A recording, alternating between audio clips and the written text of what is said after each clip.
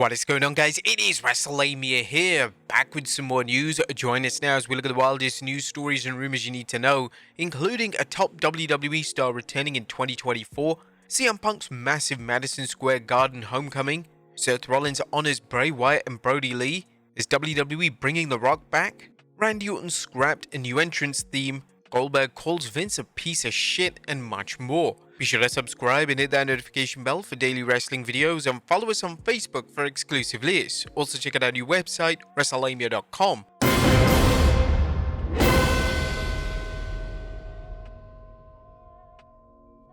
The first story looks at a top WWE star returning in 2024. On top of today's news is speculation that Triple H is working on a major return for the coming year. Booker recently discussed the star he thinks belongs back in WWE, Sasha Banks. I feel some people just feel right in WWE, some just feel right, and when they go somewhere else it's cool, but it's like it just doesn't feel the same.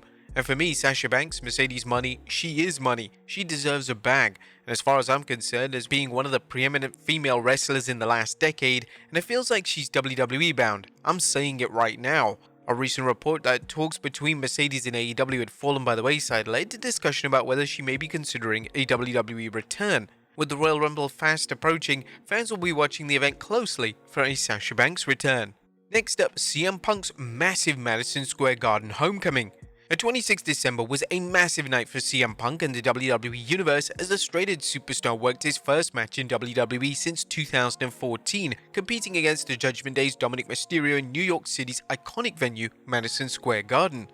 Punk and the Stone Cold Tights defeated Mysterio despite the presence of Mysterio's mommy at ringside. While the match went well and was praised by fans who saw it, Punk did run into a little bit of a snag. Wrestling purist Ibu tweeted that Punk was unable to wear the special ring attire that he ordered for his return. They're going to be plain. The gear he ordered doesn't fit and has to wear generic replacement gear, hence the black tights. Now we put up the full match up on our YouTube channel, so be sure to check that out if you want. CM Punk is also scheduled to wrestle Dirty Dom again, this time in Los Angeles on 30th December at the Kia Forum. If you managed to watch the match, what do you guys think of CM Punk's first match in WWE in just about over 10 years? Let us know in the comments down below. Next up, Goldberg blasts Vince McMahon for not delivering a retirement match deal. Now, Goldberg is currently a free agent in the world of wrestling, and there have been some rumors that he's going over to AEW, but Goldberg recently shared his disappointment towards Vince McMahon for not giving Goldberg the opportunity he wanted to end his career on his own terms, leading to a retirement match in WWE. This came after his loss to Roman Reigns at the Elimination Chamber in 2022, and his contract with the company came to an end. But in an interview with Steven and Captain Evil, whilst he praised Vince for giving him the opportunity to wrestle in front of his wife and son, he also blasted him for failing to hold up his end of the deal with a retirement match. Vince is like Dana White, he's the big boss who makes everything happen, and in all honesty, he gave me the opportunity to put my wife and son on the front row and gave me the ability to perform again in front of them. So I owe him everything, until we went to Saudi Arabia and he asked me to put Roman Reigns over, and I had COVID. I remember calling him from my house and said, listen, here's the deal. I'll do it if you give me a retirement match. I did what he asked. As a performer, I was 56 years old. As a human being, you're conscientious about how you look in a bathing suit, especially 2 months prior into being in that bathing suit. You couldn't work out because you had COVID. I put myself in a horribly shitty situation to get what I wanted to. But to satiate him and give him what he wanted, problem is he never held up his bargain. Vince is a piece of shit as far as I'm concerned. What do you guys think of Goldberg's comments? Should Vince have given him a retirement match in WWE? Do you think Goldberg has cut ties with WWE with this comment? Let us know in the comments down below. Next up, Seth Rollins honors Bray Wyatt and Brodie Lee. Punk wasn't the only WWE superstar who capitalized on the chance to interact with the universe after his match in Madison Square Garden. The Visionary told the fans in the Big Apple after he defeated Drew McIntyre, "Today's the 26th of December. A few years back, our good friend Brodie Lee passed away. I miss him, and just a few months ago we lost Wyndham Rotunda last well. But anyway, tonight when the lights were down, I saw a few fireflies out there in the garden." Rollins then told the fans, yeah, man. So look, here's the deal. I'm not leaving the building till you guys light up this place with those fireflies and you sing My Damn Song so loud Brodie and Wyndham can hear you, baby. Let's go New York. The wrestling world will never forget Brodie Lee and Bray Wyatt, two beloved figures who were ahead of their time and were taken from us far too early. Next up, Madison Square Garden show smashes records. Apparently, the 26 December Madison Square Garden show was a huge success for the company, at least according to Fightful Select Sean Ross Sapp, who reports internal WWE live event reports claim that WWE's live event in Madison Square Garden was sold out. The event was said to be the highest grossing domestic non-televised event of all time for WWE. Now, this is a massive achievement, especially in light of WWE's incredible success at the box office over last year. Next up, WWE bringing The Rock back. Could the WWE Universe see Dwayne The Rock Johnson at February's Elimination Chamber PLE in Perth, Australia? While there's no confirmation of the Great One appearing at the live event, Figure 4 Online recently reported that Western Australia's tourism board put in a request for The Rock to show up. The tourism board paid the WWE for the rights to hold the Elimination Chamber, and may have felt an appearance by the People's Champion would make it even more prestigious. Given the usual rumors about The Rock working WrestleMania, a Rock appearance at the February PLE would be a great place to get things started for any Mania appearance. Next up, WWE splitting the Undisputed Tag Team Championship. Now it's time for the latest on the long-running rumors that the WWE plans to split the Undisputed Tag Team Championship so Raw and SmackDown have their own set of tag titles. Ringside News had the latest on the situation, saying there were rumors going around within the wrestling community that WWE has plans in the pipeline to split the WWE Tag Team titles. When asking about this, Ringside News was told, "We've been discussing splitting the titles ever since we united them.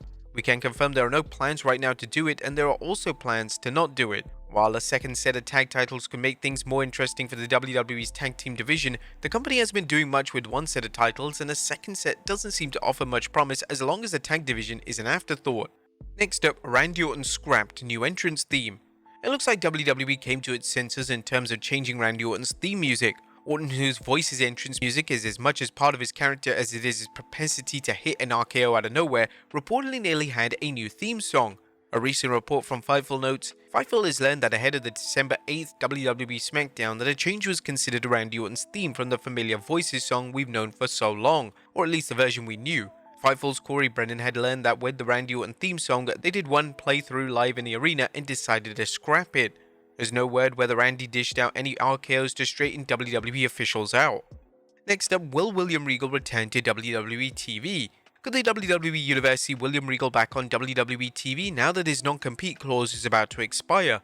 Dave Meltzer discussed this in the 25th December edition of the Wrestling Observer newsletter, saying that Regal's non-compete as far as appearing on television is just about over. At the time Regal left, he said that he was going to be appearing on television. He hasn't worked for NXT, and they have Michaels as an authority figure, who, while not as good at the job as Regal, is a far bigger name. They just hired Aldis for the role on SmackDown and wouldn't have done so if they planned to put Regal in that spot. I could see a cameo, but as far as a regular TV role, it would have been in as an authority figure or manager. It's unknown whether Regal wants to be on TV, but if he does, WWE should have no problem finding him a role in NXT or the main roster. Would you guys like to see Regal return on TV? Let us know in the comments down below. Next up, excellent news for Sami Zayn fans. The Sami Zayn fans won't have to wait long to see him back in action following his recent storyline absence from WWE TV. Sami was written off TV after Drew McIntyre kayfabe injured him on Raw, but Sami's letting his fans know he'll be coming to a WWE arena near them very soon. Sami tweeted, "I'll be performing on WWE's holiday tour, 5 great cities in 5 nights to end 2023, the wildest year of my career. Tonight MSG, tomorrow Boston, 28th December, Montreal, 29th December, Toronto, 30th December, LA. Crazy times, lots of love. Thank you for letting me play." Sami also let his fans know, "Haven't been very active on here lately. It's been a crazy and in some ways difficult time for me, but I'm so grateful to be in such great cities with such great fans to end such a remarkable year. This life has been good to me. Just know I'm very happy to be here with you." There's no word on when Zayn will return to TV, but he's likely be looking for revenge on Drew McIntyre when he returns. And finally, Chris Jericho's message to CM Punk after his first match. And last but not least, Chris Jericho took to social media following the WWE posting a video of CM Punk's triumphant return to MSG. But what did Jericho have to say? Well, he just said congrats with some fire emojis. The comment caught some by surprise after Jericho had a brief social media melee with Punk's attorney Stephen P. New on X, and the two exchanged barbs on the 2022 alleged all-out altercation between Punk and Ace Steel against the Young Bucks and Kenny Omega. While an NDA was signed, Chris Jericho noted he was there and could discuss the incident as he hasn't signed an NDA. But this led to Punk's attorney commenting, "It's in your employee handbook unless you have a special one. We can figure it out." And he responded saying, "I've also never signed an NDA in my life, ever, so stop trying to be a bully and make egotistical fantasy brags for your clients and start doing some research before you make blanket statements about your buddies, because I saw everything that night, including how Lucy and her husband best buddy acted and what really went down, and since I was in the room and watching her and everybody else the whole time." And Jericho added, "I know exactly what really happened, and considering you weren't there and I was, maybe you should shut your mark ass up, because what really went down was disgusting." And he wasn't done though and commented, "Thank you Chris, we'll just attach this tweet as Exhibit A, Merry Christmas." What do you guys think about Jericho's congratulatory message for Punk and his comments towards Punk's lawyer? Let us know in the comments down below, and I'll see you next time with some more wrestling content.